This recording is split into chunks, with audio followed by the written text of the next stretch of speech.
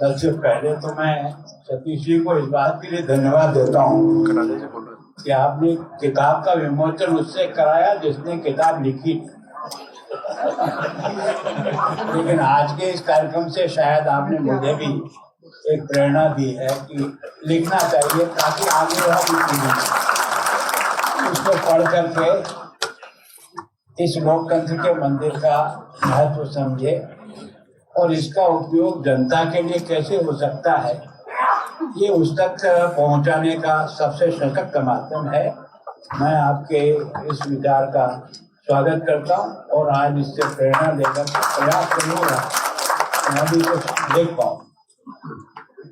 सच में वास्तव में आज अध्यक्षता करने के लिए भी जो आपने नाम तय किया, ये इससे बड़ा लोकतंत्र का कोई उदाहरण नहीं होगा जो आपकी मैं सोचता हूँ कि उसने अपनी जिंदगी में कभी सोचा नहीं होगा कि मैं किसी कार्यक्रम में मंच पर बैठ सकूं,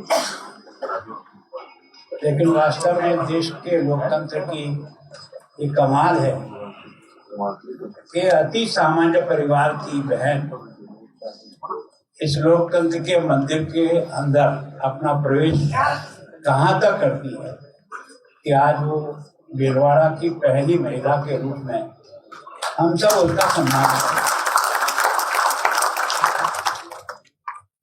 सच में आज सब लोगों ने जिस प्रकार का माहौल बनाया उसके लिए सबसे पहले तो उनको जूली जी आपको बहुत धन्यवाद देता हूँ कि यही हमारे लोकतंत्र की विशेषता है।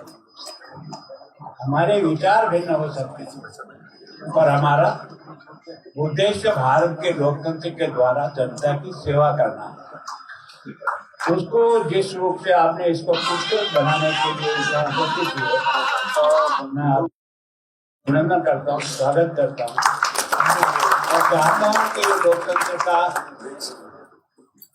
इस प्रकार से सम्मान हमारे देश में और इससे पहले कि हमारे जितने भी राजनीतिक पार्टियां थी उन्होंने जिस प्रकार से इस लोकतंत्र के मंदिर को सजाने का प्रयास किया, उसी का परिणाम है कि आज हम इस स्थिति में यहाँ बैठे हैं।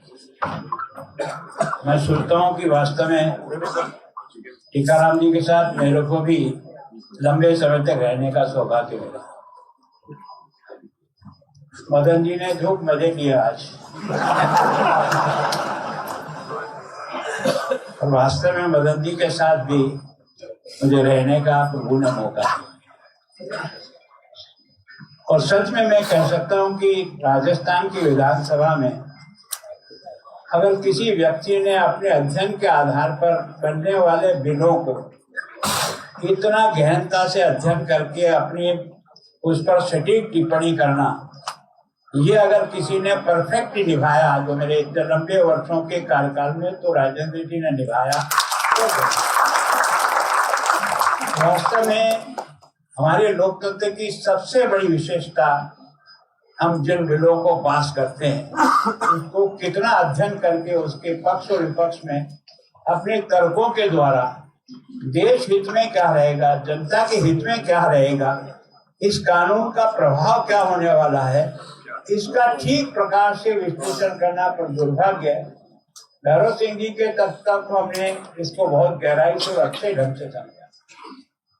मैं सोचता हूँ कोई बिल ऐसे पास ही नहीं होता था जब तक उस पर पूरा चर्चा नहीं होती और कई बार चर्चा में विपक्ष के द्वारा इस प्रकार से विषय खड़े किए जाते थे कि सरकार स्वयं अपने आप ही उसको या तो सेलेक्ट कमेटी में सौंपती या वापस दुबारा ड्राफ्ट कर।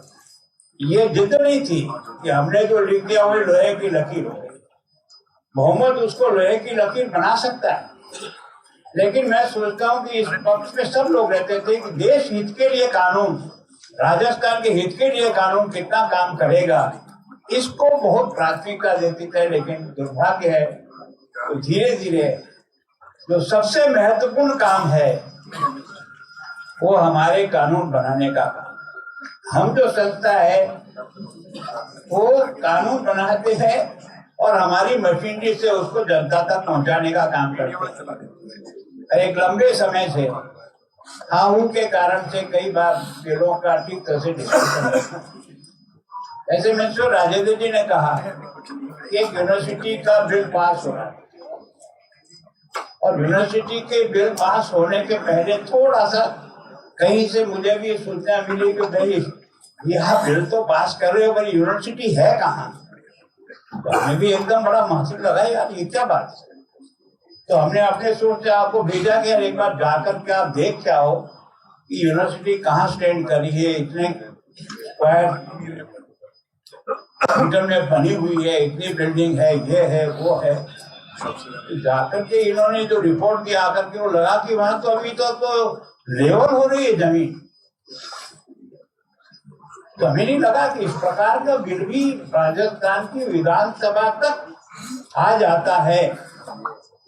लेकिन इसके लिए सीपी जोशी जी को बहुत धन्यवाद देता हूँ, बहुत धन्यवाद। एक स्पीकर ने तुरंत इस बारे में कहा कि कलेक्टर को कि मुझे आप सारी सूचना दो, और सारी सूचना के बाद जब पता लगा कि नहीं तो उन्होंने सरकार से कहा कि ये बिल विड्रॉ करो।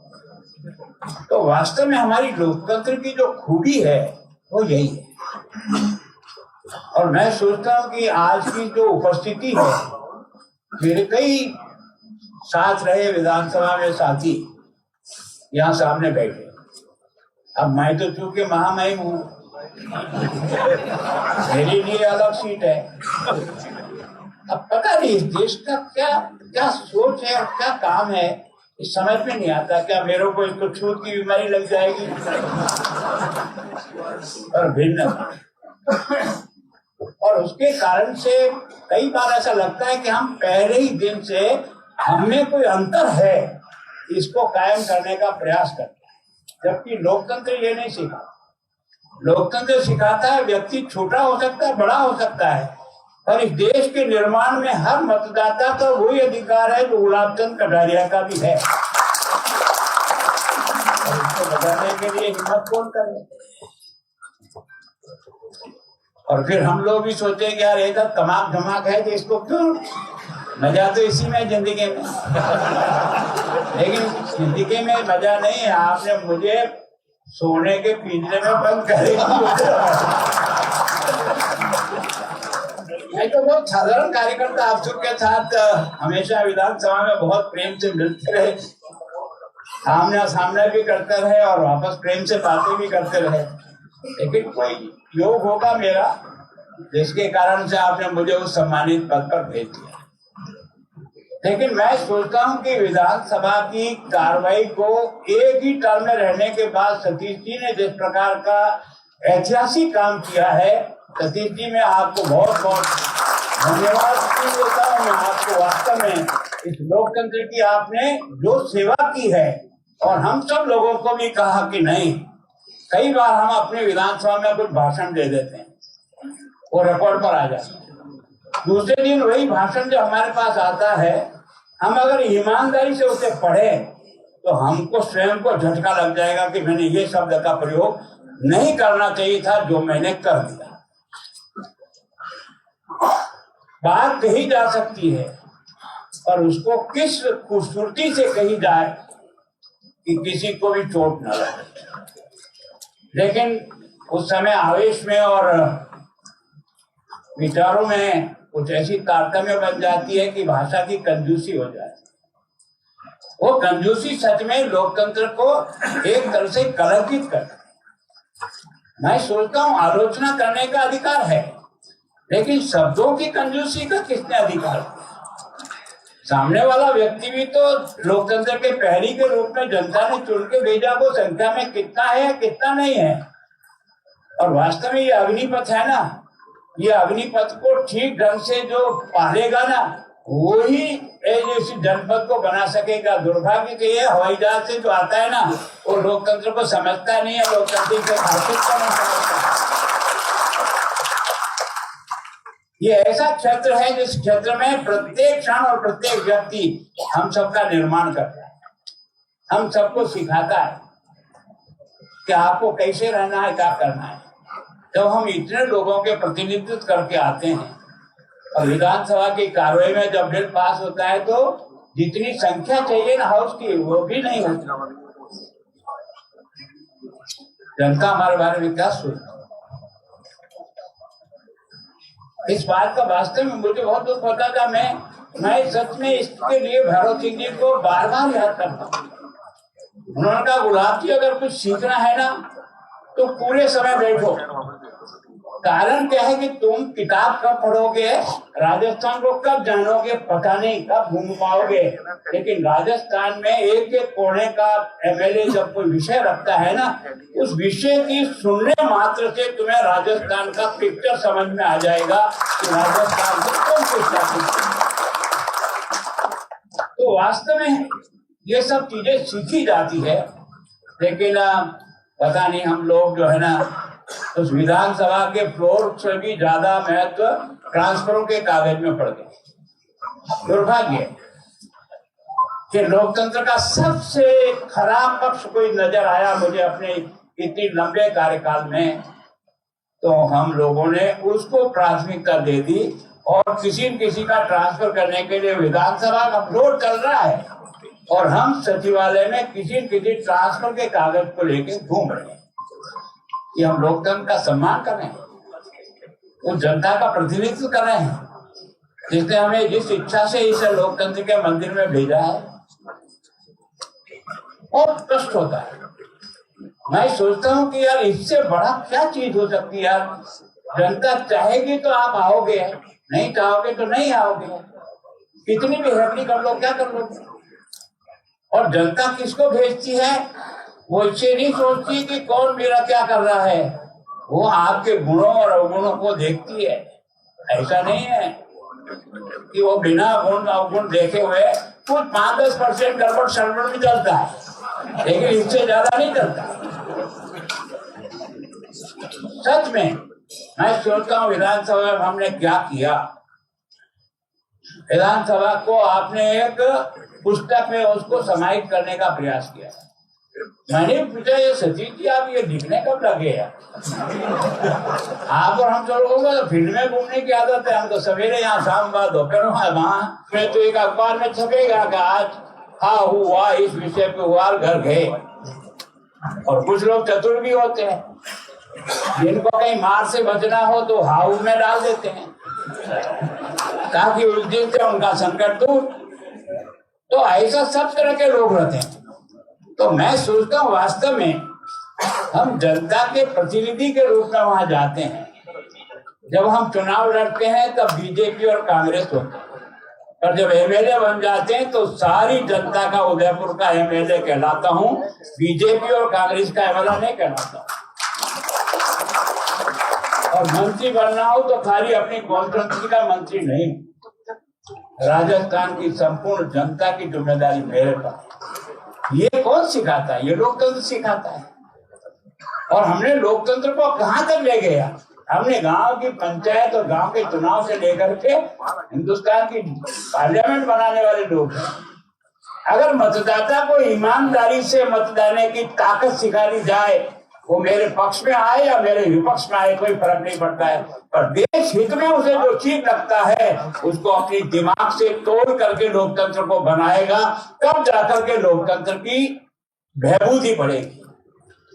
और हम कुछ कर नहीं सकते, सब अपने अपने रंग में रंग जाते हैं। हमको तो अपना अगर चुनाव हार गए तो क्या नुकसान हो गया? हार गए, अटल बिहारी भी हार गए थे, चुनाव क्या हो गया? हारना और जीतना ये व्यक्ति की पहचान नहीं है। व्यक्ति का जन सेवक के रूप में क्या पहचान बना पाया, ये उसकी सबसे बड़ी दौलत है। ये किताब के द्वारा हम आने वाले हमारे साथियों को पहुंचाने का प्रयास करें और आने वाले लोग लोकतंत्र का बहबूदी और इसकी खुशखबरी को समझें। यार ये पहला देश है हिंदुस्तान तो इतने चुनाव हो जाने के बाद भी किसी प्रकार का खून खराबा नहीं हुआ। कोई जीता या कोई हारा तो जनता ने और हमने उसको स्वीकार किया। यह है लोकतंत्र की जो खूबसूरती है वो यह। तो मैं सोचता हूँ पब्लिक ओपिनियन बनाने के लिए सबसे बढ़िया फ्लोर अपना विधानसभा है, लोकसभा है, पर हम उसका तो उपयोग करते नहीं। और बाहर चाहे जो ठोके जाते पता नहीं क्या चीज है। मतलब कम से कम बोलो तो वो यार जो तुम्हें अंदर से ठीक लगता हो। अगर तुम्हें अंदर से ठीक नहीं लगता और बोलते हो, इसका मतलब तुम बेईमानी कर रहे हो। और मैं सोचता हूँ लोकतंत्र में, अगर लोकतंत्र का ये जो पैरी है, इसका अगर दिल और दिमाग ठीक नहीं हुआ तो लोकतंत्र ठीक नहीं होगा। ये जिम्मेदारी हमारा था। सतीश जी, आपने मुझे कहा तो मेरे महामहिम हो गया, मैं सतीश जी का दोस्त नहीं हूँ, मैं आपका साथी नहीं था क्या? मैंने आपको उस समय भी देखा जब आपने पदयात्रा के रूप में, युवा मोर्चे के अध्यक्ष के रूप में जिस प्रकार से हमारी पहचान सतीश जी एमएलए बनना नहीं है। हमारी पहचान हमारा फील्ड में हमारे कार्यकर्ता को कितना प्यार और मोहब्बत दे सकते हैं, महामहिम करते हैं तो इसका मतलब दूर हो गया क्या? नहीं, तो आया पद और कल चला जाएगा। गारंटी है क्या इसकी? गारंटी तो मैं भी एक कार्यकर्ता हूँ, वो भी एक कार्यकर्ता है। ये पहचान दुनिया की कोई ताकत नहीं मिला सकती। तो मैं सोचता हूँ कि वास्तव में ये जो सारा जो कुछ भी हमने आपने लिखने का प्रयास किया, मैंने भी पढ़ा नहीं ईमानदारी से, मैंने आपको पूछा था, और आपने इसका हेडिंग ऐसा अजीब दिया, क्या लगा कि एग्जाम आते यार ये अग्निपथ क्या है। अपने को अब क्या क्या और परीक्षा देना बाकी है, क्योंकि हम जनपद के तो इसमें लंबे राह की रोग है। मैं जो समझा हूं कि लोकतंत्र की खूबसूरती के लिए हमेशा अग्नि परीक्षा देने के लिए मन मानस बना दिया। परिस्थिति कैसे भी आएगी, लेकिन हम इस लोकतंत्र के इस अग्नि परीक्षा में उत्तीर्ण होकर के हिंदुस्तान का बेहतरीन लोकतंत्र बना सकेंगे, इस बात का संकल्प था। तो वास्तव में एक तो आज सबके मेरे साथियों से कुछ की शक्ल देख पाया, कुछ की अभी तक बराबर नहीं देख पाया, पर मैं कार्यक्रम खत्म होने के बाद महामहिम खत्म हो जाऊंगा।